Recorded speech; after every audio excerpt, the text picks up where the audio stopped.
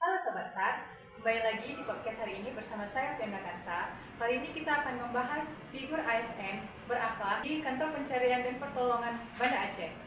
Tentang figur ASN berakhlak, kali ini kita akan berkenalan dengan Pak Maimun.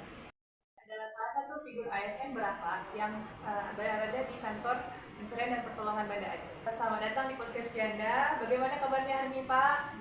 Baik.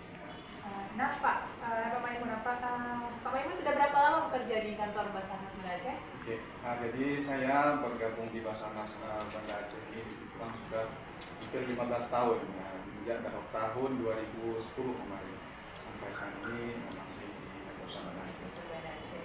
Menurut Bapak, sudahkah diterapkan nilai-nilai ASN berakhlak di kantor ini?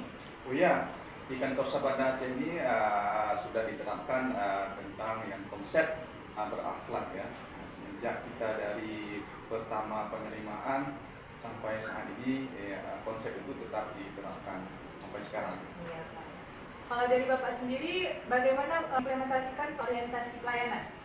Kalau orientasi pelayanan, intinya gini, setiap ada informasi dari masyarakat, terutama masyarakat yang membutuhkan pertolongan, itu informasi itu memang harus kita sikapi dengan serius. Iya. Jadi terima informasi musibah atau pertolongan yang memang dibutuhkan oleh masyarakat, kita betul-betul harus menerimanya dengan secepat mungkin. Bagaimana dengan akuntabel dalam kantor Basarnas Banda Aceh ini, Pak? Oke, baik. Kita tetap bertanggung jawab pada tupoksi tugas kita masing-masing. Seperti saya sekarang ini adalah dipandang sebagai sudah terampil. Saya harus mengetahui tugas dan tupoksi saya sendiri itu apa. Seperti contohnya melaksanakan operasi SAR, siaga, pemeliharaan, kemudian kesemaktaan. Seperti itu. Baik, Pak. Bagaimana untuk mencapai kompeten untuk seluruh rescuer dan staf di sini, Pak? Jadi di kantor SAR ini kita setiap bulan itu ada diterapkan jadwal ya. Jadi jadwal terutama jadwal dari fisik. Jadi setiap bulan kita ada melaksanakan keterampilan fisik.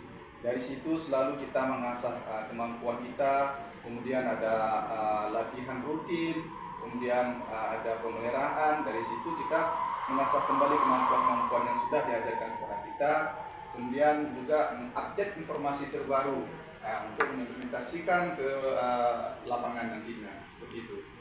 Baik, Pak. Kalau dalam keharmonisan seluruh staf itu bagaimana Pak diimplementasikan di dalam kantor Basarnas Aceh ini? Ya, kita ini kan tim SAR, ya. Jadi perlu digarisbawahi itulah tim. Di sini kita tim, kita bekerja sama dengan rekan-rekan kerja kita semua. Ya. Jadi kita ini tidak bisa bekerja sendiri. Jadi kita tetap menjalin hubungan antar sesama rekan-rekan. Dengan kita bersama-sama, jadi kita akan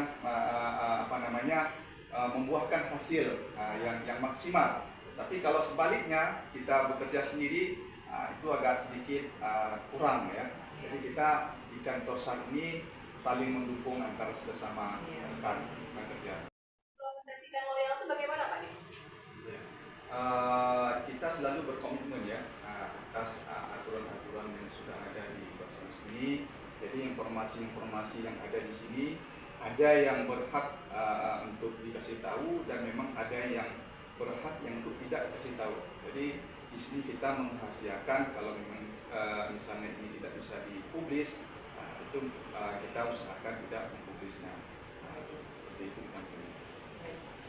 Seperti yang kita ketahui Pak, kan di seluruh anggota Basarnas ini kan bisa saja dipindahkan tugas. Jadi bagaimana untuk cara beradaptasi baik di lingkungan kerja maupun di masyarakat ketika operasi? Ya kalau tugas itu kita harus siap memang, harus siap ditempatkan di mana saja karena memang sudah ada perjanjian seperti itu.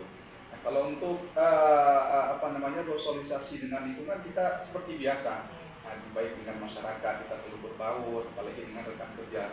Jadi kita bawa happy aja. Bawa happy aja. Kalau di kolaboratif nih Pak, kan kita tidak bekerja sendiri, ada tim SAR gabungan. Itu bagaimana Pak di lapangan kondisi? Ya, seperti saya bilang tadi, kita tetap berkolaborasi dengan instansi terkait ataupun potensi SAR yang ada di daerah-daerah. kita tidak bisa bekerja sendiri tanpa bekerja sama dengan rekan-rekan kerja atau instansi lain. Kita tidak bisa apa-apanya. Jadi tetap kita berkolaborasi dengan instansi-instansi terkait dan rekan kerja lainnya. Ketika di lapangan, apakah ada sulit Pak untuk mencapai kolaboratif ini? Karena kan kita antar lintas instansi. Apakah ada sulit? Sejauh kita pengalaman kita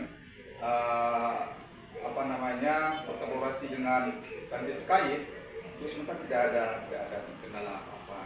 Tinggal kita sendiri aja sekarang kita mau atau tidak berkolaborasi dengan instansi. Baik Pak, terima kasih banyak Pak ya untuk podcast hari ini. Oke.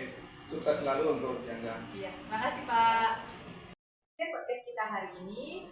Terima kasih. Assalamualaikum warahmatullahi wabarakatuh.